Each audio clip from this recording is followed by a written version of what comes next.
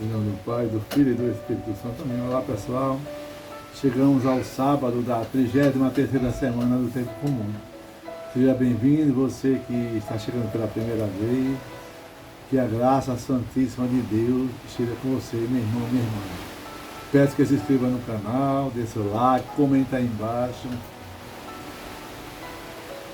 Nós fazemos um estudo do itinerário catequético. Primeira fase é a fase do recordar. Nós estamos rezando e conhecendo melhor a palavra de Deus. A palavra de Deus é a maior oração que se possa fazer por alguém. Quer rezar por uma pessoa? Leia a palavra de Deus. Leia a sua liturgia do dia. E com essa liturgia, nós rezemos pela saúde de Marinésio, pela saúde de Rosa, de Henrique, rezemos pela saúde de Jane, de Tetê, de Zélia, de Vanessa, que foi transferida para o Laureano, José Aldeir, por Maurício, pelas pessoas que passam um momento de aflição e dificuldade, pelas pessoas fracas na fé.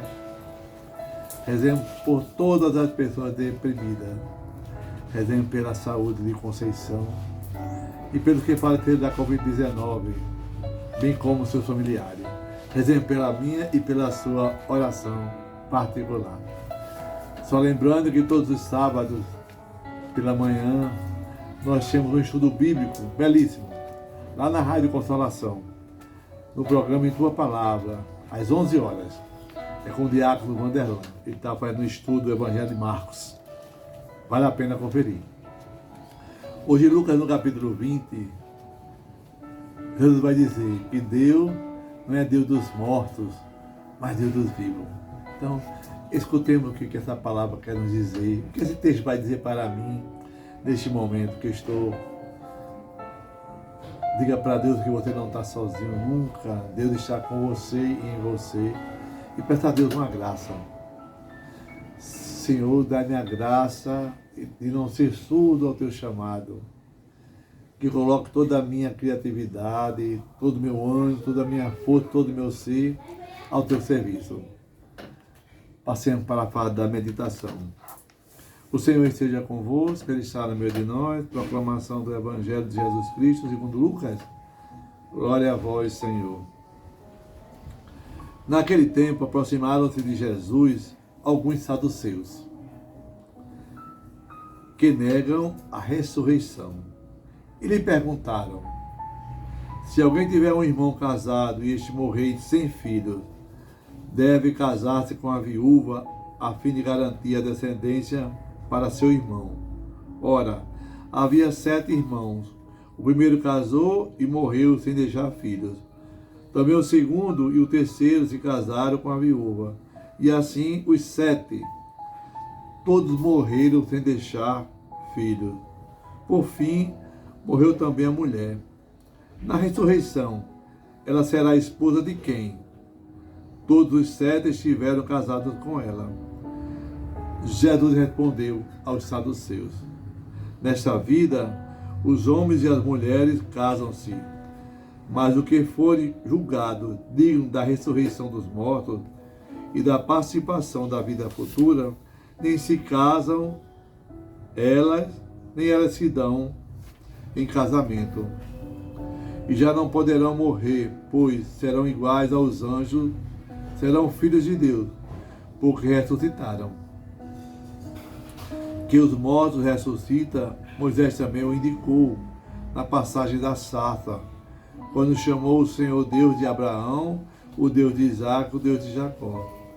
Deus não é Deus dos mortos, mas dos vivos, pois todos vivem para Ele. Alguns doutores da lei disseram a Jesus: mestre, tu falaste muito bem. E ninguém mais tinha coragem de perguntar coisa alguma a Jesus. Palavra da salvação, glória a vós, Senhor. Que a palavra do Santo Evangelho perdoe os nossos pecados. Amém. Hoje, meu irmão, minha irmã, Jesus dá uma resposta aos saduceus. Naquela época, havia um grupo chamado fariseus, outro grupo chamado doutores da lei, outro grupo chamado escribas e outro grupo chamado saduceus. É também um grupo do judaísmo. Eles interpretavam a Sagrada Escritura de modo que era peculiar à sua época. Os saduceus, eles negavam a ressurreição. E essa compreensão demorou muito a chegar ao coração do povo de Deus. Teve um tempo que se acreditava num Deus único, se acreditava nos mandamentos, mas não se acreditava que após a morte existisse um céu ou um inferno. Hoje as pessoas trabalham também a teoria da prosperidade. Só querem viver o aqui e agora, e para ele. Então foi com o tempo que os cristãos foram entendendo a noção de vida eterna e de uma retribuição maior no céu. Aquilo que parecia injusto nesta vida é recompensado no céu com a justiça de Deus. Muita justiça, meu irmão, minha irmã, que não são feitas nessa vida, né? Nessa terra, elas vão aparecer no juízo final. Os saduceus eram um grupo de estudiosos, eram homens riquíssimos. Eles exploravam, né? Era um grupo pequeno, de mais ou menos 200 pessoas. Era muito moralista e estava bem distante do povo. E acumulavam muitos bens. E eles diziam, se existe céu e vida eterna, eu tenho que amenizar aqui, na terra, mas só com os dele. E está errado. Tem que amenizar, meu irmão, com todos. Dividir com quem não tem nada. É isso que nos faz pegar tesouro no céu. Fez Zaqueu, vou dar metade da minha herança, falou ele a Jesus. A minha fé, a fé que eu carrego, a fé que eu caminho, tem mudado o que na minha vida? Perguntou isso para você já? Me perguntem.